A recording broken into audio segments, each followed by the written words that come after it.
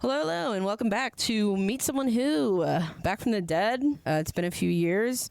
I'm so glad we're back. My friend, who's our guest today, Deirdre Krause. So sorry, Wow, you really said that so well. Deirdre Krause Thank is you. here. Welcome back. It's been, what, 2-3 years now? Yeah, Ooh, I don't know. it's an honor to be here to see you resurrect this. Yeah, no, it's about time, honestly. I'm going to get back in the swing of this. We're going to do this. Yeah, It's gonna be yeah. I'm really excited. I tell everyone about this podcast, honestly. Really? Yeah, I do. Just because I know that everyone has a podcast now. Right. But once upon a time, before the tech bros were doing it, it was like kind of a hipster medium. It was, honestly. Yeah. And that's why I was like, let me get in on this because I don't know. I feel like I have something to say. Yeah. Yeah. Well, and you also gave a place for people to, I don't know. We tried recording a podcast once a few years back, Yeah. and I was not in a good headspace to Me, do it. neither, Queenie Bob. Yeah, That yeah, was yeah. Not a good. 2021 was a really weird time for everybody. Yeah. But I remember like that therapeutic feeling of just like feeling like I got that off my chest. And Yeah. I think that that's what like this has been. And hey, in To other 10 years, people? we can pull up that audio file. Too soon now. Way too soon now. One day we'll. One day we'll laugh about it. Yeah, one day we'll look back and laugh about it. Maybe not today. Well, it's good to have you here. You're such a, you. what do they call them now? Digital nomad. It's an honor for you to be in my house right now, honest to God. You're just back and forth everywhere. Dee Dee is a citizen of the globe. Yeah, Global citizen. You know, but I really would love to settle. That's the goal. I don't think anybody. Do you? Yeah. I just don't buy that. Most Is the people who are reason. digital nomads don't want to be digital nomads. It's just like, I know, but then it's such a, oh, me? You know, I'm just, in Spain this week. And, and next week, I don't know, maybe, we'll see. We'll see where the wind takes me. I feel like there's such an air to that. oh yeah, I mean, That it's nice. And you always see people like with that like little jealousy in their eyes when you tell them. It's definitely a privilege. I feel like I live a much more privileged life now than I ever thought that I would. Period. That's self-reflection, and just knowing that is really cool. Yeah. So like I always want to be cognizant of that, and like I'm just doing so many things that I thought that I would never have access to whenever I Right. was younger, and just like And that's just like what seeing the world in general. yeah, seeing the world, like not having to live in survival mode, and Yeah. like there was such a long period of my life where I think my family and I were just like trying to make it. And then Yeah. you do make it and you're like, oh, I have some financial freedom now. And you're like, oh shit, I can think past like what I have to do and I can start Yeah. thinking about what I want to do. So it's really cool to like not only be safe, but like get yourself to a point where you can be a digital nomad and just, live where the wind Yeah. takes you. But anyway, we're here today because Dee Dee gives a shit. Meet someone who gives a shit might be the title. We're still working on that. I Well- really think that's a great fit because I sometimes feel embarrassed by how much I care. No, and it is embarrassing to. It used to be more embarrassing to care. I feel like being an empath now is like in. Yeah. I guess it's in. I mean, you gotta be right now. yeah. Like if you're You really have to be. if There's you're too not much going standing on. for something, then What you sit for nothing? oh yeah. Shoot, I forgot. Shit. I don't know. We'll figure it out. fumbled. And why does Dee Dee give a shit? She's doing something that I personally think is going to get her on like some CIA list here shortly. That was another title I had thinking. It's like meet someone who's about to be on a list somewhere. Probably. Honestly, 2021 Dee Dee would have freaked out about No, right. Like literally actually. that. So funny that you say that. Well, she's doing something that I feel like to me is a no-brainer. And I think the only reason it's not a thing yet is because of how beneficial it would be to all Americans. Like you ever just think like, wow, why isn't this the way it is? It's because somebody else is making money from everybody suffering. You know what I mean? So Yeah, the unfortunate state of American healthcare is, and when I say American, I should say U.S. The unfortunate state of U.S. healthcare. I was gonna say because Latin America's got it down. You can go Yeah. you can go to Tijuana and get a boob job for Mexico $2,000. is just now launching universal healthcare. Period. Oh yeah, Which they got is that super duper woke president now. Exactly. Love I mean, her. Down we're boobs. which is kind of crazy. Mexico is more progressive than the U.S. right now. Yeah. What are you gonna do? So why healthcare? Why was that? Because there's so many. I feel like there's That's a great question. so many things wrong with America. I feel like you could draw from a hat 20 Yeah. different things you could choose to fix right now, or at least change. So we you get see the problem with healthcare. Everybody knows what it is. It's $1 billion to do anything. Your insurance can say no, even when a doctor says yes. So you took it upon yourself to do what? What is this app? Why do we need it? Yeah. Why does it matter? So in 2023, there was a law passed called the No Surprises Act, which requires hospitals now to publish these like giant machine readable files, which should allow everybody to look for every procedure code and then search by their insurer how much that procedure code will cost them according to their plan. And so I started taking a look at these files, and the thing is, they're giant. The data is often not fully complete. It's messy. Some of the data, some of them are in CSV files, and then some of them are in like JSON files. Which can only be read by nerd Developers. stuff. Yeah. Right. Yeah, and I'm a software So developer. the problem with these big files is they're still not readable or seeable by the public. Yeah, like just absolutely nobody is actually going to be using these files to shop around for costs, which is their intention. Because you go to the hospital, you need something. You think every hospital around here it's going to be this price, and you're saying not true. It's very much not true. When I started looking at these, at the data, I was seeing that sometimes at one hospital, I can't remember specific procedure codes, but think like more intensive surgeries. At some hospitals, that the maximum would cap out at 10,000, and at other hospitals, just in the same area, cap out around like 16 to 19,000. So we're seeing like a difference in 9,000 of how much your insurer is going to get charged, and then that value is always very useful because even if your insurer only pays a percentage, if it's a percentage Right. of a higher number, it's Exactly. always going to be more that you're going to have to pay out of pocket. Crazy. So your app does what then? Yeah, so it's With those big files that have all the information and everything. So you sorted them out. Yeah, you're at this moment we can search for 40 different procedure codes, and hopefully we'll expand later. And these are like MRIs, Yes. X-ray, like stuff that maybe is not super emergent and that you could schedule. Yeah, and yeah. pick We're and choose where you starting go. with things that like maybe people are putting off, like colonoscopies, CBCs. That's Sure. like a Blood tests. blood test, yeah. Right. And then we'll eventually expand to other codes. But so right now, once you select a procedure code, you should get a price estimate. And this is only available in Austin, but For now. yeah, hopefully we'll expand. We're And testing then, it. yeah, you'll be able to see in the city of Austin what this procedure will cost you, general estimate at 5 different hospitals. Yeah, so no, that you 'cause can I- shop around. I used it. It's very simple. It asked, do I have my insurance through an employer or a marketplace? What brand is your insurance or what company is your insurance through? And then you found something, you like MRI, and then it had like 4 different hospitals and their Yeah. price ranges. Yeah. Because I guess it depends on, that's that price range we need to get Yeah, get down. yeah. So what's tricky is we don't really know why, but there are these standard charges that the hospital negotiates with the insurer.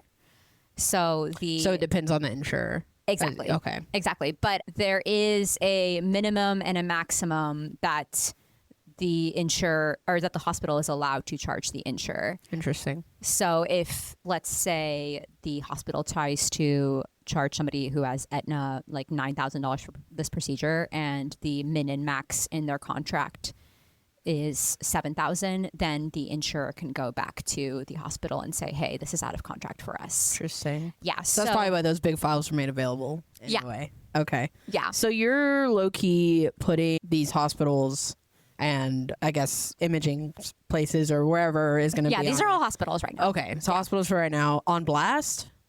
Like big time? Because that was the point. When you first brought this idea to me, I was like, oh shit, that's like they're like we should have this kind of thing for every kind of service. Like I'm thinking like mechanic.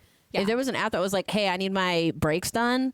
Oh, Larry's Auto does it for 500. You know what I mean? I feel like well, I mean, so that's capitalism. we are forcing people. We are forcing hospitals now to play by the rules of capitalism, right? Which is that you should be able to shop around. It's a marketplace for more competitive costs. But I would also hope that now, if people are less afraid of scheduling their colonoscopies, that they would be more inclined to do so.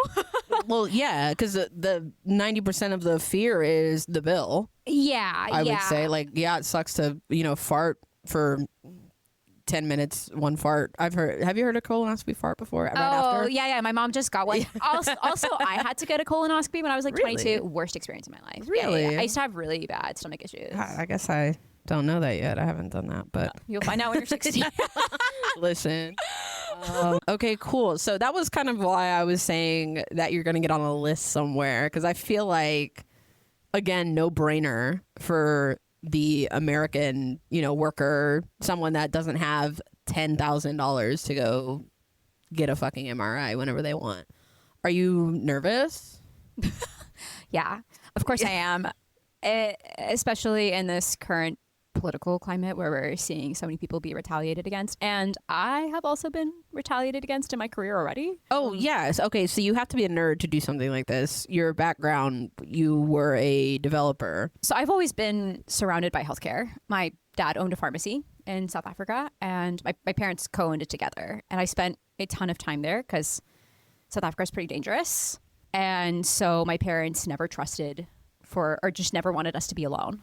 And so they built like a playroom in the back of the pharmacy and Cute. worked really long hours. And so just a lot of my life was at that time, or my childhood was like growing up, running around my dad's pharmacy, like talking to his clients.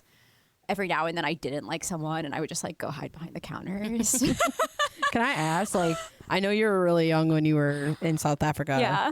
How bullshit was the insurance industry to do you remember someone to be like, do you have a good RX card? Well, from yeah. the So fucking-" that's why I spent so much time thinking about U.S. healthcare is because my dad often organized free clinics for members of our community in South Africa. We lived in a really small town, and we, as a family, talked a lot about how South Africa has so few resources, but in a lot of cases, medication was costing less than we would pay for it in the US. And we as a family often got better care there. Granted, we were much more wealthy in South Right. Africa than we have been in the US. But I think if anybody walked into my dad's pharmacy and they were like, hey, I can't get this medication and I need it, we would have figured out a way Yeah. in the community to get that for them. Yeah. And that's always been my dad's approach is if there's anybody that talks to him one-on-one, it's just hey, I need this. My dad will do anything in his power to help that person. And so, And he doesn't get that freedom here being a yes, pharmacist. in exactly. America. Exactly. It's completely different, I'm sure. And in South Africa too, the law might be different now, but at that time he was a prescribing pharmacist. So he also had the power to prescribe. Oh. Yeah. So 2-for-1 special. he was basically kind of like a nurse practitioner. I don't know if he probably had to talk to a doctor Sure. and then get that. But they took his approved. word for it, Yeah. basically. Okay. Yeah. Interesting. So yeah, it was denying somebody for medical care, even in South Africa with far less resources, was something that we just weren't familiar with until we came to the US. And then my dad was working for this big conglomerate retail pharmacy. Yeah. Yeah, which just blew all of our minds. Of how it worked. Yeah. How horrible and terrible it is. Yeah, because you would just think that and we had this idea that America had everything figured out. No, right? My dad was always like, if you think you've got it bad here, go anywhere else. America's #1, baby, and everything. I'm like, I feel like that was maybe true in the 70s and 80s. Yeah. When he first got here, you could work at McDonald's and have a family in a van and one income household. And True. you know what I mean? True. Like, shit like it that. was so much easier for anyone to make it at that point in time. Yeah, and I find that my parents do still have so much loyalty to the U.S. because it got us out of like this shitty environment. But I hope there could be a way for me to just find people who want to be involved in this movement, right? If we have private practices who are hoping to advertise lower costs and like maybe take some of the weight off of these hospitals that are flooded. It can low-key, they can advertise by, Exactly. hey, my shit's lower. And my I price don't is think that lower. hospitals, I don't think people working there surprising people with bills either. Yeah, it's literally not anybody's fault. Like, it's so horrible. Like, I go to the ER a lot just because I have cysts and things like that. Just, you know, just go to the ER. Just figure it out. I never pay a bill from the ER. Don't tell anybody. But when that lady comes in with the computer and she's like, you know what time it is? Time to sign these papers. And, you know, she literally came in. I went to the ER in February for a cyst, and the lady was like, okay, so the bill just comes out to $4,000 something. Did you want to pay that off today? Or it's literally 2 a.m. on a Thursday. And I'm like, no, actually, I don't want to pay that right now. Like, in what... I said, no. In what fucking world? I'm like, hey, yeah, I put it on the Amex. Yeah. Just like, who is ready for surprise medical cost? No one is. No one. No one's ready for a surprise flat tire. True. That ass. True. I mean, 60% of Americans are living paycheck to paycheck right now. Yeah. We don't have that kind Even of like, when it's emergency. comfortably, it's still low key. Like, if I missed one paycheck, like, shit would have to be rearranged real quick. Like, I'd have to figure some shit out, put some shit on the card. Yeah. Like, I don't have a free. Yeah, I feel like that's true for almost everybody. Man, when you first brought this to me, I'm like, damn, Dee Dee, someone's gonna offer you like $2 million, some big, you know, United Healthcare bullshit ass conglomerate, you know, health giant is gonna come up and give you like $2 million, and just hold out for $5 million.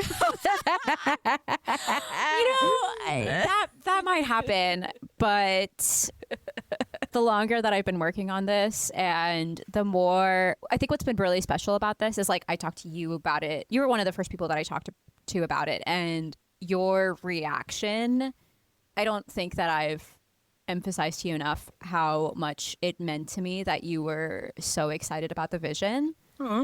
Really, truly, because that was the first time that this became something that was bigger than me, because you also saw the need for it right away. Yeah, and immediately. And you also have your own. We're both. I mean, I'm an immigrant, and you're the child of First gen. Yeah, you're. I don't know how long your mom's been here. I'm second gen on my mom's side. Okay. Yeah, my mom was born here. My grandma was not, but my Okay. dad was born in Iran. But so you also have just like a different and also very important perspective on like why going to the doctor is scary. Yeah. If you're living like paycheck to paycheck. Yeah. Like I just said. Yeah. Look, you know what really fucked me up? Speaking of fucking bills, one, I appreciate that. And of course, I love an idea. I have so many, and I feel like me and you can come to each other with these ideas. Oh yeah. Because if it sucks, I would have no problem telling you, like, hey, girl, you're barking up the wrong tree. Like, find something else. You know what I mean? We've both done that for each other. Yeah, we really have. Like, hey, not it. Like, not move all on. not all spaghetti sticks to the wall. And No, that's okay. and it's fine. Yeah. But no, I was very excited to hear about this, and I was like, oh shit, like something's gonna happen.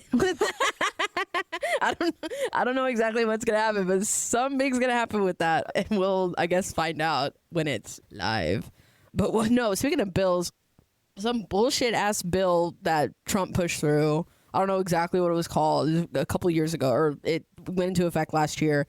All bills over $500, all medical bills over $500 can go on your report. Yeah.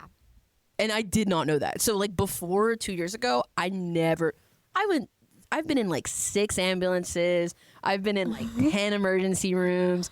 Not a dime. I never saw that shit on my bill. But a charge from 2022 came through, and I was like, what is this from? It's like medical debt. I was like, what? Like, it was on my, like, as a derogatory mark. Whoa. On my credit score. 3 of them. Because the hospital billed 3 different things. And there was apparently 10 bills, but only those 3 were over $500. So they went on my report. Damn. And I was like, I had to settle with, it went to 2 creditors. The second creditor, I had to settle with them big time, like to get it. I'm trying to have a wedding. I need credit. So I literally paid it Yeah. off with my bonus in March. My credit score went up 25 points, like hella points, almost 100 points actually, because it was 25 for each charge. But anyway, going on a tangent. That's scary. That's scary. That's Yeah. brand new too. I'm 30 years old, and this is the first time I've paid a hospital bill because it actually went on Are my you 30 credit years report. old? I'm 31 years old. Shit, I'm gonna be 30 till I'm fucking. Didn't mean to call you 40. out. I'm gonna be 30 till I'm. We are 38. 30. Yeah, we are 30. Exactly. Fuck. Anyways, yeah. So it is scarier, and taking away that. Well, the name of it. I don't know if you said it yet. Oh yeah, the name of it is Transparent Care. And it's in the name, folks. Yeah. Transparent care. It's really transparent cost, but Yeah. Still. Yeah, but and eventually I think we'll expand to have other tools. yeah, we talked about so To- many things when you brought it up, like how many, like people can self-report their bills, like Yeah, and self-report their insurance, this like I think really is just the beginning. community when it's all you know, Yeah, said and that's done. what's been exciting is just as I've been talking to people about this, so many people are eager to send me their medical bills, and I'm just like, I'm so flattered because I'm like, thank you for trusting me with that. yeah. Well, this is outrageous. Yeah, Like, yeah, and just knowing that people are willing to, like, I don't know, like my friend's mom is going through chemo, and she was like, you could see all of my medical bills, and I was like, that's so touching that you're willing to Yeah. like share this with me to help other people. And as I have just talked to people about what I've been doing, I can't tell you how many people have just exhaled and then told me a story about someone that they are very close to who can't get the healthcare that they would want them to have. Yeah. And like that's also my other motivation for doing this is really like my sister, who when she has a rare genetic disorder that is very deadly. And when she was diagnosed with it, like we just like kept on thinking about like, is she going to get the help that she needs in time to Yeah. be able to beat this? And like, I don't, just realizing now as I've been working on this, how many Americans are battling with this, but it's kind of become so normalized that I don't think people talk about it all that often. Yeah, because it's one of those things. It's a sore subject. So it's like, Yeah. how do you even find out you have a rare genetic disorder? You have to go to 13 fucking doctors. 3 of them say one thing, 10 of them say you're spending thousands and thousands just to figure out what's wrong with you Yeah. at this point. You Like- you once told me that I never talk about my sister.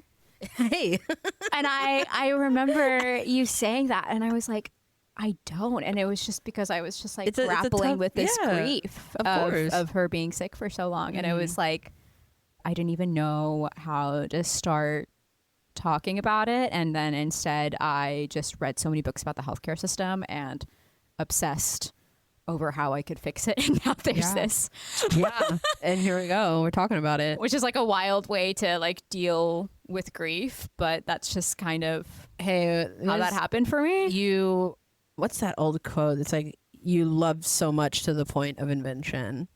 Like, have you heard that? No, Yeah, but that's it's like really sweet. some guy who invented something because his wife needed it. It's like a household item now. I cannot remember what it is, but it's Yeah. like he loved her so much to the point of invention, and I think that's such a Yeah. to do something about it. Like, When I kind of think about that time in my life when I found out that my sister was sick, I was so overwhelmed by it that I felt like the only way that I could cope with it was by hinging on this idea that there could be a way to improve the system.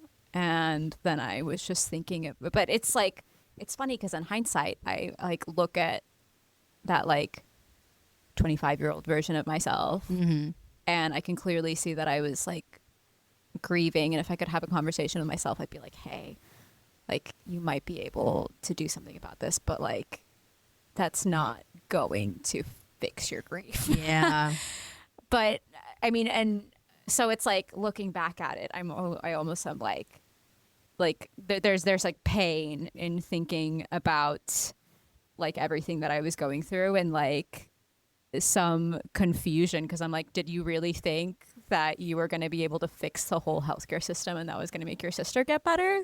Yeah. You know, like that's not how it works. But in your head, you just feel a little better. 'Cause Yeah, you're doing yeah. something. Exactly. You're not just crying about it. And like not like getting to talk to my sister about it, and like knowing that like she feels even like an ounce of hope that Yeah. people are out there and like trying to make her life easier Yeah. is People is, give a like, shit. rewarding in itself. Yeah. You give a shit. That's really.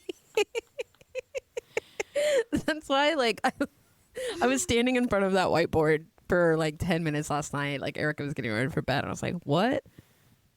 Who is Dee Dee? What is Dee Dee doing right now with this thing? What 2-3 words can encapsulate what she's doing? It's like, you give a shit. Thank Like, you. you're taking, your time and you're doing it. And it's a big part of your life. It's been a big part of our life. I feel like we've been talking about this for over a year. Oh yeah, it's been 2 years Yeah. now since I kind of sat down and thought I'm going to do this. And at first I just felt silly about it because I'd work on it. We'd work on it together, and I just wasn't sure if it was going to get done. So I wasn't really like talking to people about it, except for you. Well, yeah, I'm like that too, because I'll talk about something and I'm like, oh, I'm talking about this too much. I'm not doing it. Like my TV show. Like, Yeah. I stopped talking about it a little bit because I was like, oh, that's never going to happen. But then I had to like get over myself. But I'm like, it is, even if it doesn't happen, like that's, Yeah. something. But it's been a time. And we just need to get people to give a shit back. And I don't think it'll be that hard because Yeah. everybody has some sort of story kind of like yours. Where Yeah, somebody's I've going through been something surprised crazy. even by, we soft launched a couple of days ago, and I always know that a product, and this is just from time spent in the industry, when people have a lot of feedback for you, that means that they're actually using what you've Yeah. created. And so I've had people send me novels about things that they like and the things that they dislike. Yeah. And then kind of apologize for it, which is funny because I'm like, no, guys, you all are very smart people, and I want to know Listen. what you're thinking. Yeah.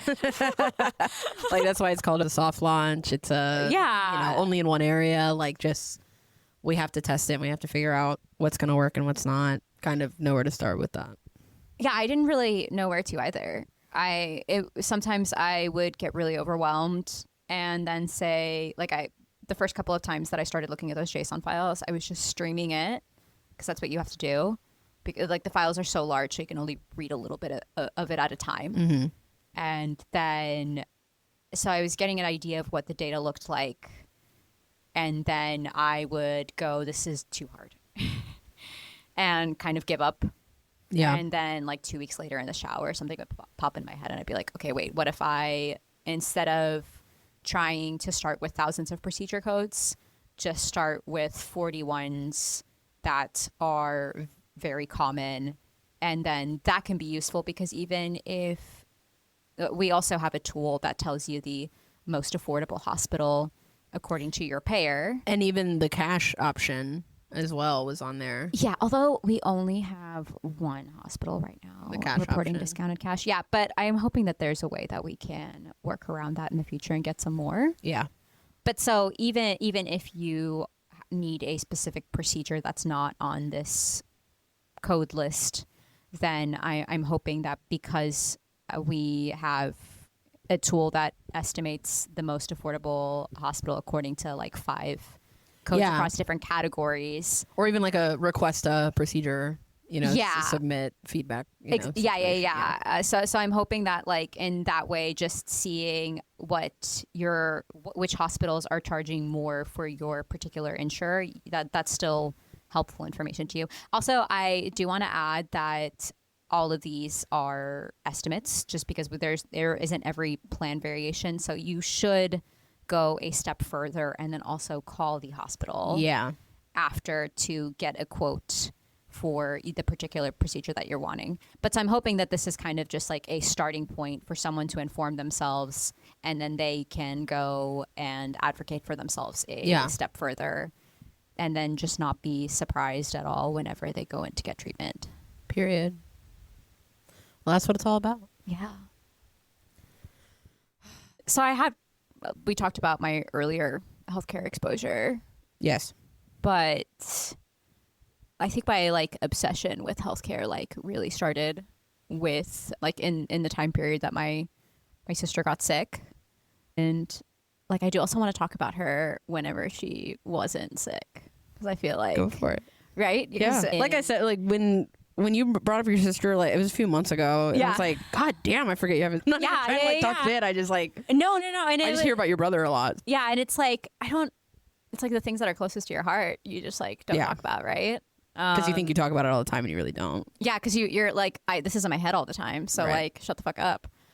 But so whenever we moved to the US, my sister was 14, I was 7, my brother was 17. And so I think my sister kind of got like the worst end of the deal there.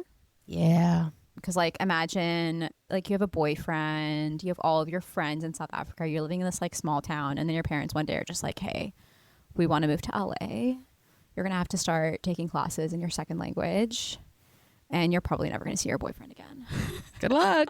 Good luck. Good luck, Charlie. We're doing it, and we're going in 6 months. I didn't realize she was so much older.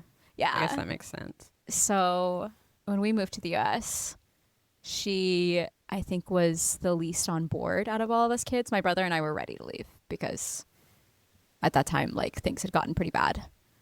But Tawny very much wanted to stay. And she, like, took all of that anger and that frustration and just became a really good tennis player.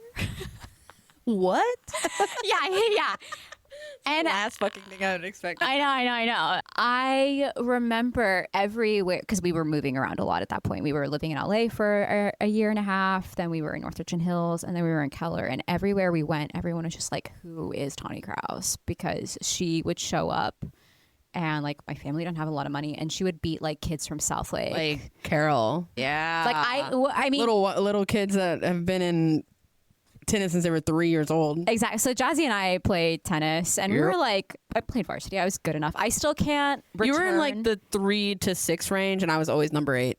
Yeah. Always. But hey, you need a number 8. Yeah. And like our girl side was strong. But my sister, I still to this day went and played. I think I was playing for like a whole half year, and like her heart is functioning at like 40% capacity. She and I went and played for like 10 minutes, and I still can't return a fucking hit from her. Really? Yeah, like absolutely. She has so much strength, and I think it was like people would always say she's a really emotional tennis player. And like I had this example of her like always like funneling her anger into her playing. Yeah. Smacking the shit out of something. Yeah. And that, like, when I think of like my life and I think of like how of what my edge has been, I think it was just always like that I have taken my adversity and like have always worked harder because of it. And I think that like I learned that from her. And so it's just so like, it's such a mind fuck whenever you see this person who is like the person who taught you to be strong get really sick. Yeah. Especially like eldest daughter too. Yeah. And it's such like the, matriarch is such an important part of the family. Like, I can't even. But so, I mean, I think it was like this like whole sort of like existential crisis for me, right? Yeah. Because you also think that your parents are going to get sick before your sibling gets sick. Right. No, exactly. So, yeah. Now, you also been really involved in all this. Yeah. A little bit. I wouldn't say very involved. Well, not the actual building of the product, but I've always wanted an opportunity to because like everything I've ever done about marketing has always been in theory. I've always wanted to put my ideas to work, and now that I have like a little play money, a little idea, some ideas, something to actually like sell, and it'd be great because I'm not trying to like sell some bullshit to people that don't need it. You know what I mean? Like I'm not trying to like well, and that's TikTok what's shop been you. so fun about this for me is I'm getting to work on something that's not pushed on me by investors for the first time in my life. And I'm sure in the same way, if you're getting to do this in your free time, I don't feel gross thinking about like, I need to get people to download this app. Like in any other scenario, it's going to be like, ew, like you're trying to get me to download an app that's going to have like a monthly subscription. Like, we're getting to do this organically. Yeah. And all we're thinking about is how can we make people's lives a little bit easier in finding healthcare. Yeah. A little bit healthier in general. Yeah. Because again, if the idea of what we're trying to do is to get people to not be so scared to do it, then, I mean, that's going to be huge. It's going to be astronomical. I'm so excited about it. I can't wait for it to grow. Can't wait to do what I want to do to it. We're gonna get there. It's gonna be amazing, and I think it really will change some stuff. I think it's gonna be so helpful to everybody. It's a tool, it's a resource that people didn't know they need. Yeah, and I think that's such a cool.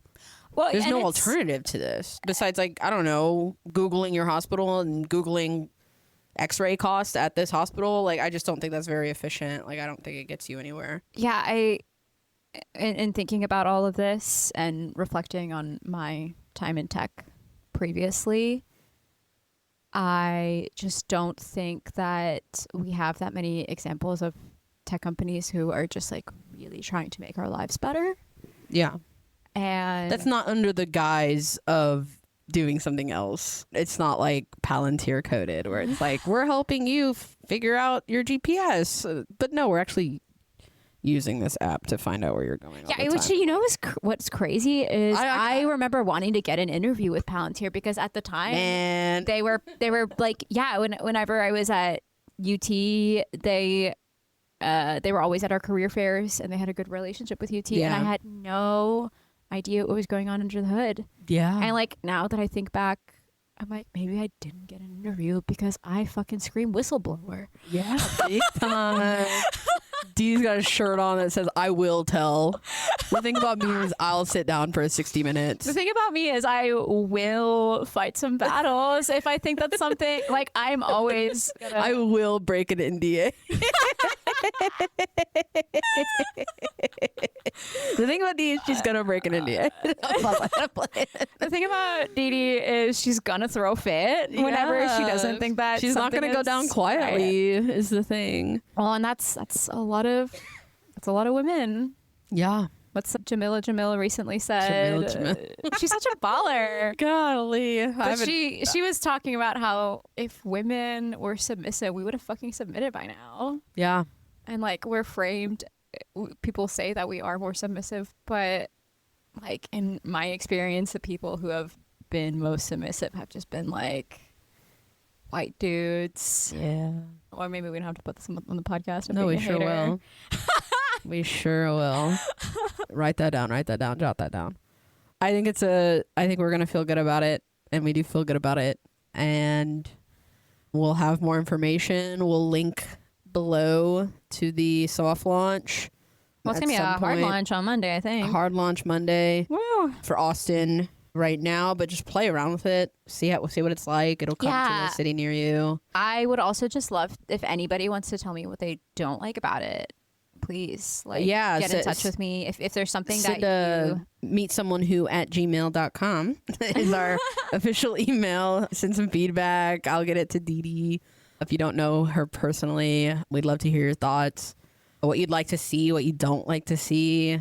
If there are any features that you wish existed, like think it up, and I might be able to figure out how to make it. Yeah, you're gonna get $10 for every piece of feedback you send to meet someone who at gmail.com.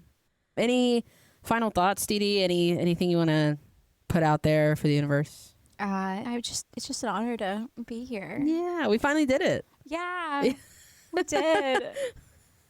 I'm proud of us. We did it when both of our like brains were functioning correctly.